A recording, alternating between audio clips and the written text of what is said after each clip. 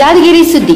ನಿನ್ನೆ ರಾತ್ರಿ ಸುರಿದ ಧಾರಾಕಾರ ಮಳೆಗೆ ಯಾದಗಿರಿ ಜಿಲ್ಲೆಯ ಚಿಂತಕುಂಟ ಗ್ರಾಮದಲ್ಲಿ ಗಂಡ ಹೆಂಡತಿ ಮತ್ತು ಇಬ್ಬರು ಮಕ್ಕಳು ವಾಸವಿದ್ದ ಮನೆ ಕುಸಿದು ಬಿದ್ದಿದೆ. ಹೌದು, ಗ್ರಾಮದಲ್ಲಿ ತಡರಾತ್ರಿ 1 ಗಂಟೆ ಸುಮಾರಿಗೆ ಘಟನೆ ನಡೆದಿದ್ದು, ಪಕ್ಕದ ಮನೆಯಲ್ಲಿ ವಾಸವಿದ್ದ ವ್ಯಕ್ತಿಯೋರ್ವ ರಾತ್ರಿ 1 ಗಂಟೆಗೆ ಅವರ ಮೇಲೆ ಬಿದ್ದ ಕಲ್ಲು ಬಂಡೆಗಳನ್ನು ಸರಿಸಿ ಹೊರಗೆ ಎಳೆದು ಸಮೀಪದ ಆಸ್ಪತ್ರೆಗೆ ದಾಖಲಿಸಿದ್ದಾನೆ. ಅಶೋಕ್ ಮತ್ಯಾಲ್ ಹಾಗೂ ಪತ್ನಿ ಮತ್ತು ಇಬ್ಬರು ಮಕ್ಕಳು ಸೇರಿದಂತೆ 4 ಜನಕ್ಕೆ ಚಿಕ್ಕ ಪುಟ್ಟ ಗಾಯಗಳಾಗಿವೆ. ದುರಂತದಲ್ಲಿ ಪ್ರಾಣಾಪಾಯದಿಂದ ಪಾರಾಗಿದ್ದೇ ಹೆಚ್ಚು ಎಂದು ಗ್ರಾಮಸ್ಥರು ಸಾಂತ್ವನ ನೀಡಿದ್ದಾರೆ. ವರದಿ ಯಲ್ಲಪ್ಪ, ಚಿಂತಕುಂಟ.